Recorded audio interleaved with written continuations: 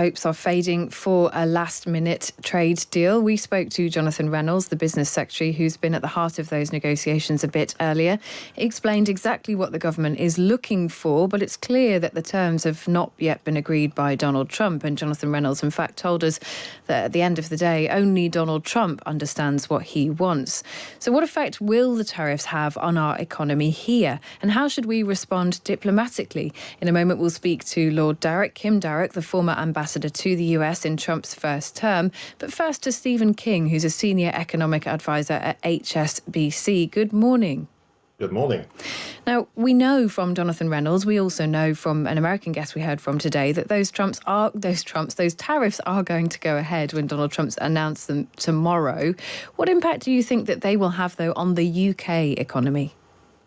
Well, the impact on everybody is going to be pretty messy. It partly depends on how other countries retaliate in terms of imposing tariffs on the US. That in turn will depress world trade. And even if we were to do a deal that was better than others, make it a bigger share of world trade in those circumstances, the problem is that the actual size of world trade will now be smaller. So we'll end up with a possibly slightly bigger slice of a much bigger pot pie. And in those circumstances, we just end up with a situation where our economy is basically worse off. And typically when you have this kind of tariff war taking place, you're going to end up with lower growth than you had previously and probably higher inflation, which of course puts a tremendous pressure on the Bank of England trying to work out what to do to support growth, but at the same time restraining price increases that are coming through faster than otherwise be the case. So in effect, it's a kind of terrible situation where everyone loses out.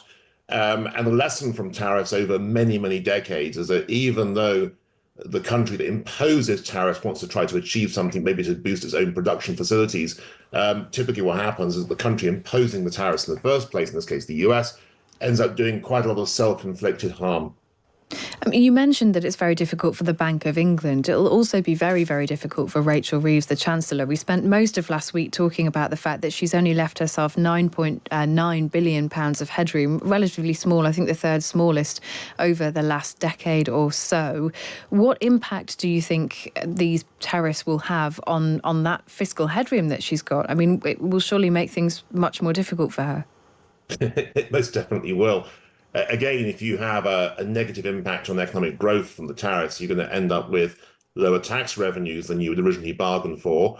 Lower tax revenues means more government borrowing. And if you've got yourself a very limited room for maneuver on that, then, of course, you can be rapidly bumping into a fiscal constraint, which means either more in the way of tax increases at some point in the future or more in the way of spending cuts, or maybe perhaps a relaxation of the fiscal rules, which some people have talked about. But broadly speaking, this government has been pushing for a growth agenda, but trying to achieve a growth agenda, trying to achieve a good outcome for growth when you're in the middle of a tariff war globally, it's very, very difficult. Again, history very much bears this out, that you might have ambitions to grow, but if the global economy is doing exactly the opposite, you're going to really struggle. We spoke to Hal Lambert, who's an ally of Donald Trump, earlier on the programme, and he said, look, at the end of the day, this is just the Americans making things fair. He said the UK charges 10% tariffs on American cars that are imported into this country. At the moment, the reciprocal tariff for the US is 2.5%. It's not fair. On cars in other areas, we're just making things equal. I mean, does that argument stand up for you? Well, there may be some truth in certain specific areas, but bear in mind that the US under Donald Trump has deliberately gone out of its way to try to undermine the World Trade Organization, which is supposedly the body that acts as the referee for ensuring fair trade across the world. Now, admittedly, the US makes the accusation that the WTO has not worked in the US's favor. And it's also true that a lot of other countries use what you might describe as non-tariff measures to protect their own economies from American competition.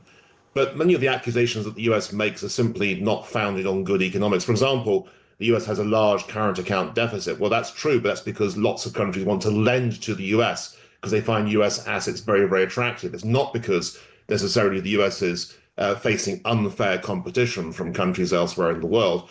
And so I think some of the diagnoses that are made in the US just don't really stack up economically. Stephen King, Senior Economic Advisor at HSBC. Thanks for giving us the sort of economic angle here on those tariffs that are going to be introduced tomorrow. Let's turn now to Lord Darroch, Kim Darroch, who's the former ambassador to the US in Trump's first term, to get, I suppose, a bit more, Kim Darroch, of a diplomatic view, because we've had a number of different politicians on the programme today, all talking about the best steps forward, all saying that they have the best plan. What do you think is the best diplomatic response to what Donald Trump is doing? Kate, the first thing to say is these tariffs were always a near certainty in Trump's second term. He spent the whole of his election campaign saying that tariffs were his favorite word and that this was what he was going to do. If you look at the evidence of his first term when I was over in Washington, he did some tariffs then on steel and aluminium. He had a tariff war with China. He made threats towards the EU, but he never carried them through. But the thing about his first term was, first of all, some of his advisors in the White House were trying to stop him putting tariffs on. So they were a constraint, at least for the first couple of years, until they all got fired. And in the second half, he had the pandemic, which rather distracted him. So it was always very likely that this was going to happen. And I would hope that the British government had, while making a understandably a diplomatic effort to try and do a deal, was also anticipating the likelihood of this and making some preparations. In terms of what we do now, look, we have to keep negotiating. And there is still, it seems, from what the government is saying, a glimmer of hope that a deal can be done somewhere down the line. But meanwhile, we're going to take the hit on the tariffs that will be announced tomorrow. And it may, I mean, we have 25% threatened on cars, I think, being imposed tomorrow, and there may be more. So it could be a very big hit indeed, and it looks like it's going to be global. I think as has just been said, it will damage the American economy as much as it damages the rest of the world. So it's a thoroughly destructive and self-harming move, but it's coming. How do you diplomatically, though, deal with the feeling that everybody is left with, which is that Donald Trump is saying jump and the rest of the world is saying how high? I mean, is there a way to reconcile yourself to that, ourselves to that, the government to that? I think this is a good question. I read this morning that in the negotiations going on about a potential UK-US trade deal, there is talk of concessions of abandoning the digital tax, which hits the American tech majors and is worth something like 800 million to the UK exchequer, and of concessions on US agriculture and maybe on other areas too. I just think you need to be careful about, as it were, giving the Trump administration, giving the president a win on all of this, because he already thinks tariffs are a great idea. And if he starts getting concessions offered by the rest of the world to keep them away, he'll keep using them. And every time there is some grievance or some dispute in relations, he'll come back and threaten tariffs or impose them and then say, do what I want you to do to get them lifted. On the other hand, it is difficult for the government, I recognise, because what the economists say is that this will do us maybe 0.5% of growth damage over the next 18 months. If the tariffs come in, unless we impose retaliatory tariffs, in which case the hit is bigger, something like 1%. That's the Office of Budget Responsibility.